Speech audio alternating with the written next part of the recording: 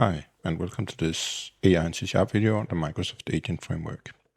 Today we're going to look how you can create your own remote MCP server. And MCP is as such not AI-based, but we are going to use one of the tools and have an AI behind the scenes. But as such, not too much about AI. It's just the protocol. But let's go in and see.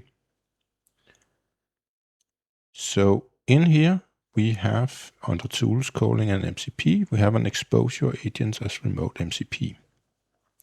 And this is a web API, ASP.NET Core.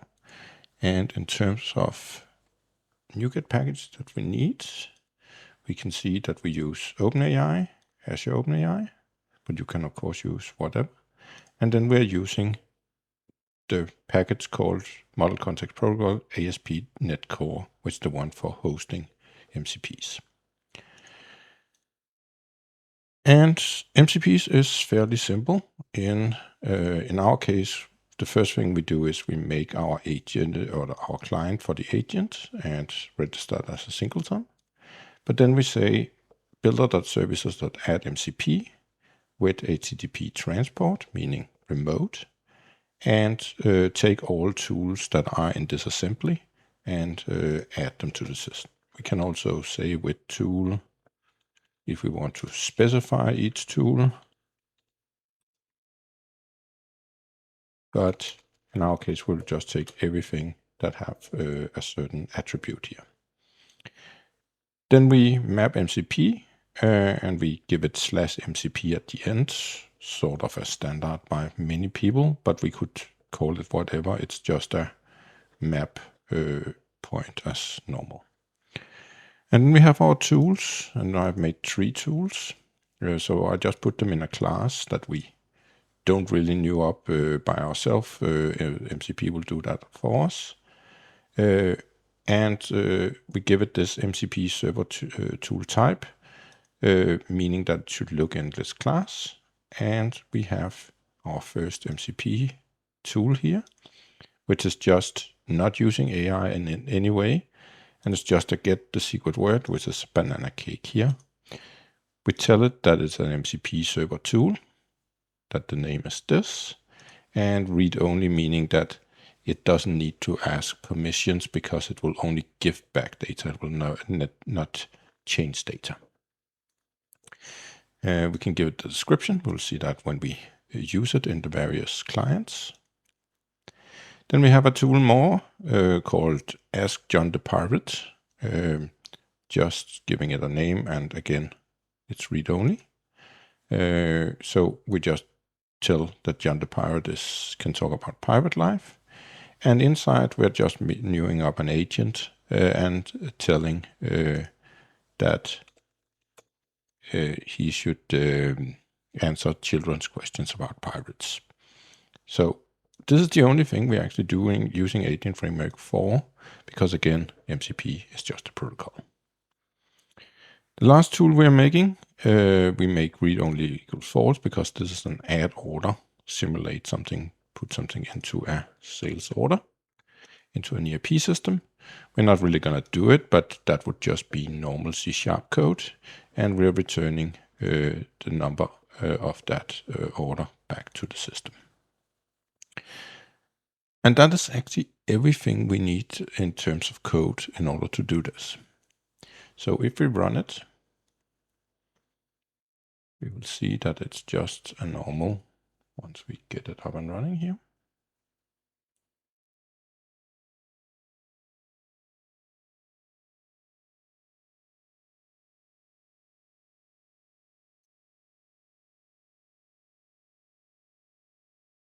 Yeah, so we have it running here, expose as MCP.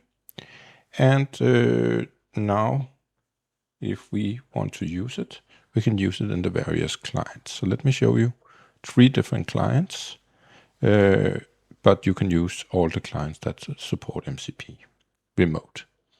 So the best tool to test MCPs in my book is Visual Studio Code, because it has by far the best implementation of MCP. It's been there the longest, and it shows. The only thing MCP here can't do is, if we look at our tool here, it's exposing itself on this port. But as of this recording, there is a bug in Visual Studio Code that it can't use these local hosts for MCPs as testing. So what I have done here is I have turned on dev tunnels, and I've created a tunnel called AI samples.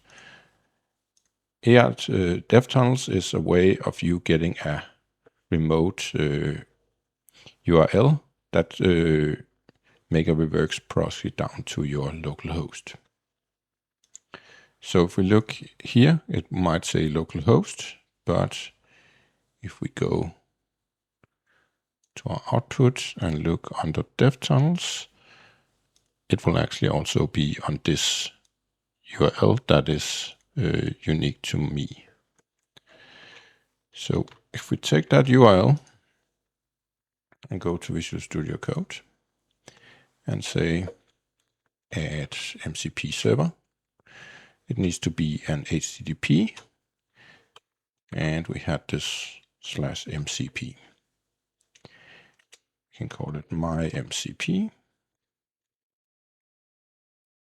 and we just put it for this workspace. This is just a folder called hello MCP, and what we see is it makes a mcp.json, and it has started our tool, which we have the 3 tools, and we can see down here in our Copilot that our tool is here, and we can see that our name of the tool is here, and our description of a tool is here. So now we can use it, and we can, for example, say, what is the secret word? And if we do that, it runs the MCP tool. And what we can do if we want to is, of course, that we can set some breakpoints to see what's going on. And let me take this and ask a new time. So it hit the breakpoint and come back with the secret word. Similar, we can say, ask John why it's drink.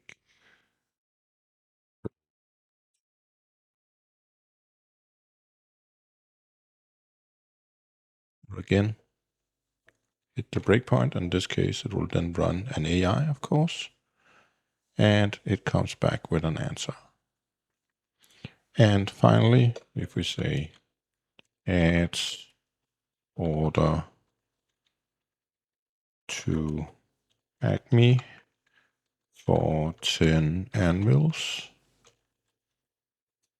because this is a destructive tool or non-read-only tool, it will come up and ask us, are you sure you want to send customer Acme items to buy anvil and quantity 10, which was what we had for the 3 inputs for the order. And if we say allow, it will be hit, and will come back that the order has been added. So Visual Studio Code, really, really good for testing this. Another tool is, of course, Visual Studio Code itself. And Visual Studio, yeah, they have the tool here in Copilot, and you can say add, and 9 out of 10 times this doesn't work. It is fairly new, and they simply have done a very poor implementation. The best way to actually get MCP working in Visual Studio is to go to the Visual Studio part of it. So it made this VS Code and MCP, and take this folder and put it over in your Visual Studio project. So I have my Visual Studio project here, and just put that in. Second you do that, our tool appears here. Don't ask why this is the easy way when they have a register for it, but as of this recording, this is the best way. So we can again ask here, what is the secret word? And see if it picks it up.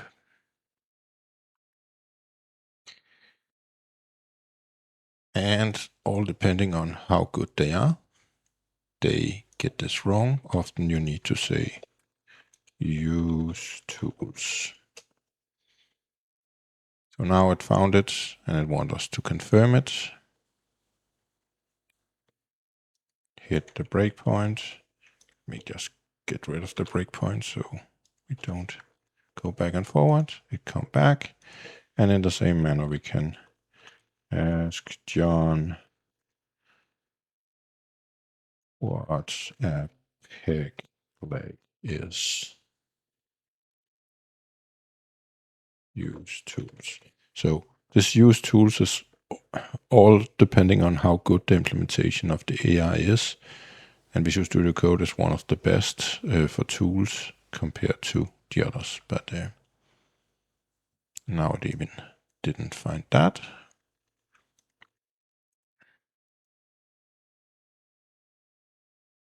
So we might want to say,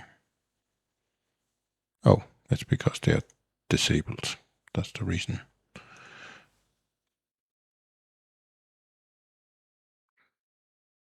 So now it comes and asks, and we get our answer back. Final client I want to show is ChatGPT. And ChatGPT is hopelessly behind on MCP at the moment because they don't support it here. They have a beta version of it, or preview version, that we can turn on if you are an admin. And then we can go in and add a tool. Because so far most MCP clients is developer tools, and that's a real shame because it's not all developers who need MCP servers. So hopefully at some point things like this will become better added. I need the URL. So we go back and find that here. We say MCP. I have no authentication on this. And I understand it's dangerous. You will see that ChatGPT is endlessly slow at doing this.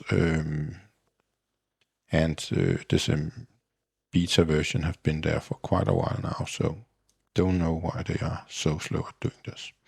But what we can do is we can go in and take our MCP server, and again, what is the secret word?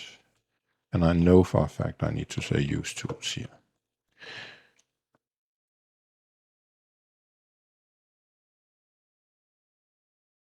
So hopefully we should hit our tool. This is very hit and miss if it works, but some of the tools can call and some of them will also fail. But they called the tool and now it failed. Let's try again. So there's a reason why it's in beta.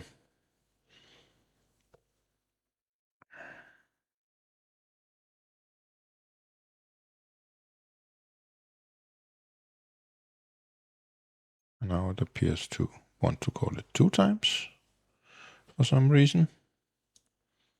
Yes, they don't really have their act together on MCP yet, but hopefully they will at some point. But as you can see, MCP is very easy. Write your tools. Write these 3 lines of code and this one. and you are more or less done.